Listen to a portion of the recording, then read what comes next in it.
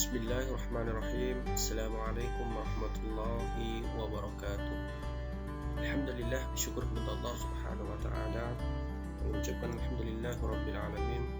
Salam dan salam sama-sama kita mengucapkan Allahumma shalli ala Muhammad wa ala ali Muhammad. Rekan-rekan mahasiswa, Bapak Ibu, para pendengar setia Smart Viva. Pada video kali ini kita membahas terkait konfigurasi politik dan karakter produk hukum. Nah, di dalam kajian politik hukum di Indonesia, salah satu materi di dalam RPS bahwa ada satu materi terkait dengan konfigurasi politik dan karakter produk hukum. Nah, konfigurasi itu apa? Konfigurasi itu adalah bentuk politik. Konfigurasi adalah bentuk, jadi bentuk politik dan karakter produk hukum. Nah, inilah yang kita akan bahas pada video kali ini. Kita bahas tuntas apa itu konfigurasi politik dan bagaimana pengaruhnya terhadap karakter produk hukum. Atau dengan adanya konfigurasi politik, maka bagaimana karakter hukum yang dilahirkan. Nanti ada konfigurasi politik, bentuk konfigurasi politik otoriter, konfigurasi politik demokratik, bagaimana kemudian melahirkan karakter produk hukum yang berbeda. Maka persiapkan diri saudara untuk mendengarkan secara seksama, menyimak dan mencatat poin-poin penting dari pembahasan ini agar memiliki pemahaman yang utuh terkait materi konfigurasi politik dan karakter produk hukum.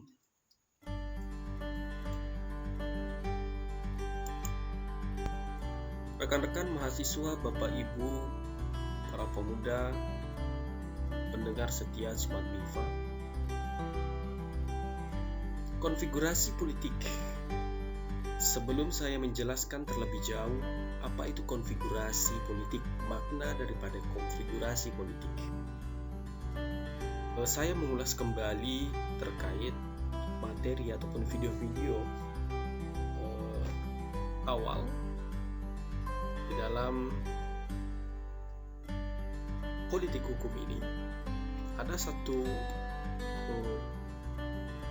pertanyaan terkadang muncul di tengah-tengah kita.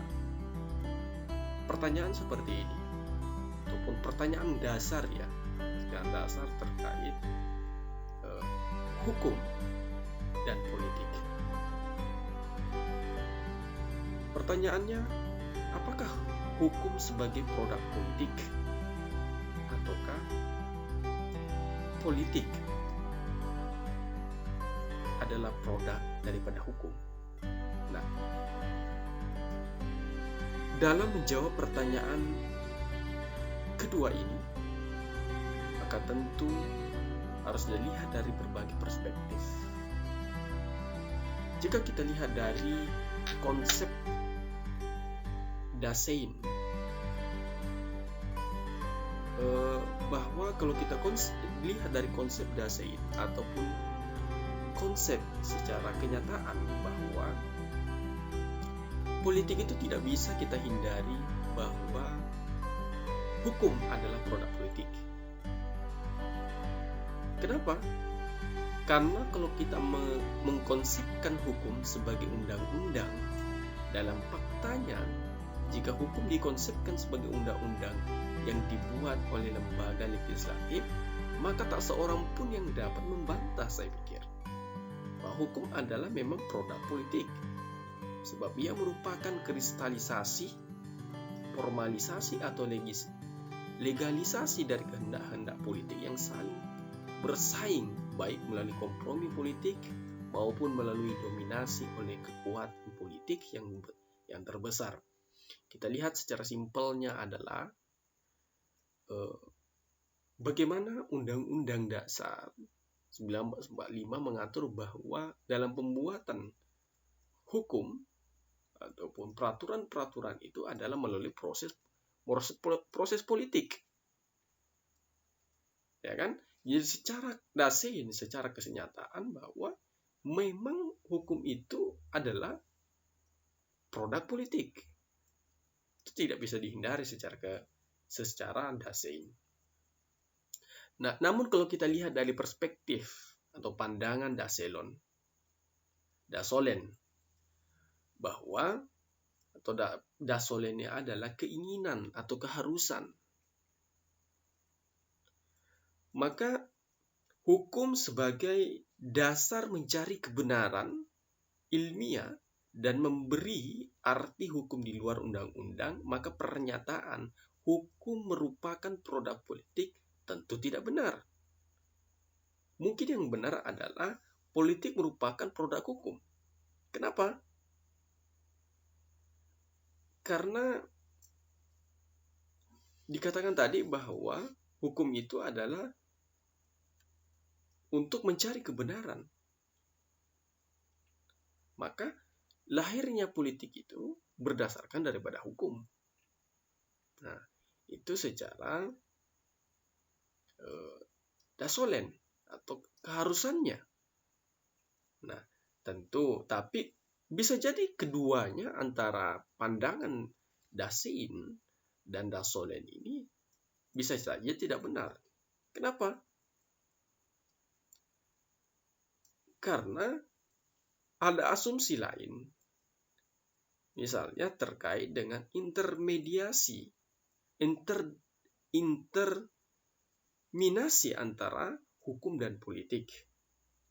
Nah, di dalam asumsi interminasi ini dinyatakan bahwa hukum dan politik itu saling mempengaruhi. Maka tak ada yang lebih unggul, apakah politik atau hukum. Jadi saling mempengaruhi. Nah, jika politik diartikan sebagai kekuasaan, maka dari asumsi yang terakhir ini bisa lahir pernyataan yang sering diungkapkan oleh tokoh hukum misalnya. Salah satunya adalah Mukhtar Kusuma, yang menyatakan bahwa politik dan hukum itu adalah interdeterminan, sebab politik tanpa hukum itu zalim, sedangkan hukum tanpa politik itu lumpuh. Jadi antara pandangan Dasolen dan Dasein, tentu saja ada yang mengatakan bahwa ya tidak sepenuhnya juga benar, karena ada pandangan yang ketiga adalah interdeterminasi, bahwa politik antara hukum dan politik itu saling mempengaruhi. Nah, kita lanjut. Apa itu konfigurasi politik? Konfigurasi itu bisa saja kita artikan adalah bentuk. Jadi bentuk politik. Nah, konfigurasi politik diartikan sebagai susunan atau konstelasi kekuatan politik yang secara dikotomis. Nah, jadi adanya di kekuatan politik sini ada dikotomis. Itu konsep yang bertentangan secara diametral. Nah, maka melahirkan apa itu konsepnya dikotomi ininya? Kedua konfigurasi atau bentuk politik, demokratis dan konfigurasi politik otoriter. Nah, inilah kemudian nanti pembahasan kita selanjutnya adalah politik atau bentuk politik demokratis, maka melahirkan produk politik apa. Begitu juga konfigurasi politik otoriter, maka melahirkan produk hukum seperti apa. Nah, kedua variabel ini, antara demokratis dan otoriter ini adalah saling bertentangan, ya kan? Demokratis dan otoriter.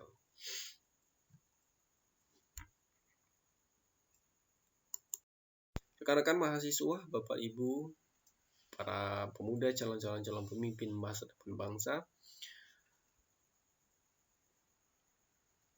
kita sudah menjelaskan secara singkat apa itu konfigurasi politik dan menjawab pertanyaan-pertanyaan mendasar, apakah hukum sebagai produk politik ataukah politik sebagai produk hukum. Nah, tadi dikatakan bahwa ada dua bentuk konfigurasi politik, yaitu demokratik dan otoriter. Nah, apa itu konfigurasi politik demokratik? Yaitu susunan sistem politik yang membuka kesempatan atau peluang bagi partisipasi rakyat secara penuh untuk ikut aktif menentukan kebijaksanaan. Nah, kebijaksanaan umum. Nah, maka di sini dalam konsep konfigurasi politik demokratik ini, tentu partisipasi ditentukan atas dasar mayoritas oleh wakil-wakil rakyat dalam pemilihan-pemilihan berskala yang didasarkan atas prinsip kesamaan politik dan diselenggarakan dalam suatu terjadinya kebebasan politik. Maka dalam konsep partisipasi di sini adalah partisipasi rakyat. Kalau kita karena berdasarkan undang-undang dasar kita konsepnya adalah konsep perwakilan. Jadi para anggota dewan itu adalah wakil daripada rakyat. Yang mewakili kita, wakili rakyat berdasarkan di daerah pemilihannya, bahwa dia wakil kita. Itulah bentuk partisipasi politik. Dalam bentuk konfigurasi politik demokratik ini memberikan ruang kepada rakyat itu untuk ikut berpartisipasi untuk menentukan kebijakan-kebijakan apa yang akan diambil oleh pemerintah. Di sini. Itu demokratik. Nah, tentu tidak semua rakyat itu bisa langsung untuk ikut serta berpartisipasi membuat kebijaksanaan itu. Maka itulah tujuannya ataupun perannya daripada anggota dewan. Beliau-beliaulah yang duduk di dewan itu sebagai wakil rakyat untuk sebagai penyalur aspirasi daripada rakyat itu apa yang diinginkan oleh rakyat. Nah, pertanyaannya kemudian, apakah para anggota dewan yang terhormat itu duduk di sana itu memang benar-benar memperjuangkan aspirasi rakyat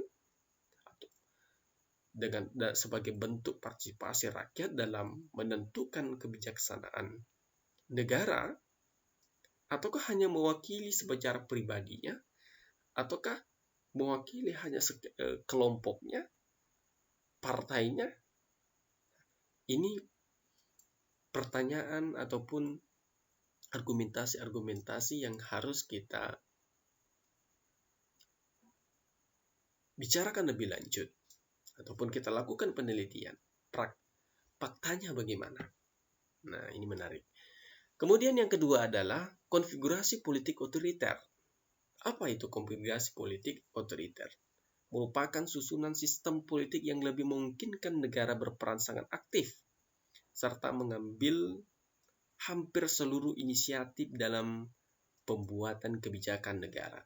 Jadi antara konfigurasi politik demokratik dan konfigurasi politik otoriter ini saling berlawanan. Jika tadi di konsep demokratik bagaimana rakyat itu ikut berpartisipasi, ikut aktif dalam menentukan kebijaksanaan negara yang melalui daripada konsep perwakilan, maka di konfigurasi politik otoriter ini peluang itu, partisipasi rakyat itu sangat kecil. Jadi lebih kepada dominasi pemerintah. Untuk konteks di sini adalah eksekutif. Bagaimana dia memiliki peran yang dominan. Sedangkan peran daripada legislatif sangat kecil. Yang sebagai perwakilan daripada rakyat. Nah, konfigurasi ini ditandai oleh dorongan elit kekuasaan untuk memaksakan persatuan, penghapusan oposisi terbuka. Nah, karena di konteks di sini nanti di konfigurasi politik otoriter ini legislatif itu sangat lemah. Nah, dominasi pemimpin negara untuk menentukan kebijaksanaan negara dan dominasi kekuasaan politik oleh elit politik yang kekal. Serta di balik semua itu ada doktrin yang membenarkan konsentrasi kekuasaan. Jadi antara kedua ini sangat bertolak belakang. Rekan-rekan mahasiswa, calon-calon pemimpin masa depan bangsa, tadi sudah kita jelaskan bahwa ada dua konfigurasi politik, demokratik dan otoriter. Nah, kemudian dari kedua konfigurasi ini, demokratik akan melahirkan karakter hukum atau produk hukum yang responsif, populistik. Apa itu? Produk hukum yang mencerminkan rasa keadilan dan memenuhi harapan masyarakat. Tentu, karena dengan secara demokratik, rakyat bisa ikut di dalam menentukan kebijakan-kebijakan umum melalui perwakilan, yaitu para anggota dewan yang duduk, baik di tingkat kabupaten, provinsi, dan terlebih di tingkat pusat. Nah, makanya dengan konfigurasi politik demokratik ini lebih mencerminkan rasa keadilan ataupun hukum yang dilahirkan itu ada rasa keadilannya, karena harapan-harapan masyarakat itu menjadi dasar bagaimana kemudian membuat hukum itu sendiri. Nah, begitu juga dengan proses pembuatannya, memberikan peran besar dan partisipasi penuh kepada kelompok-kelompok sosial, individu di dalam masyarakat. Nah, maka hasilnya bersifat responsif tentu. Respon terhadap keinginan-keinginan apa yang diinginkan oleh masyarakat, bukan apa yang diinginkan oleh para penguasa-penguasa itu sendiri. Nah, itulah yang dilahirkan. Jadi konfigurasi politik demokratik melahirkan produk hukum atau karakter produk hukum yang responsif, populistik. Maka tentu nanti akan berbeda dengan otoriter, bagaimana pula melahirkan produk hukumnya. Oke, tadi sudah kita jelaskan bahwa konfigurasi politik demokratik melahirkan produk hukum yang responsif. Berbeda halnya dengan konfigurasi politik otoriter, maka dia melahirkan bentuk atau karakter hukum atau produk hukum yang konservatif, ortodoks, elitis. Nah, apa itu? Adalah produk hukum yang isinya lebih mencerminkan visi sosial elit politik, lebih kepada para penguasa. Jadi apa keinginan penguasa? apa yang diinginkan, bagaimana visinya. Nah, lebih mencerminkan keinginan pemerintah bersifat positif instrumentalis, yakni menjadi alat pelaksana ideologi dan program negara bersifat tertutup dan partisipatif relatif kecil. Nah, karena di sini adalah dari konfigurasi otoriter. Kalau kita bisa lihat kita bisa contohin ketika masa Orde Baru dan masa reformasi. Nah, ini contoh yang bisa kita gambarkan bahwa di masa konfigurasi politik otoriter dipraktekkan di masa Orde Baru. Bagaimana keinginan presiden waktu itu atau eksekutif Soeharto, apa visi dia? Itu yang lebih dominan daripada bagaimana kemudian parlemen atau legislatif itu tidak punya kekuatan yang besar karena sudah didominasi. Kekuatan yang lebih besar itu didominasi oleh eksekutif presiden pada waktu itu. Nah, sejelas bahwa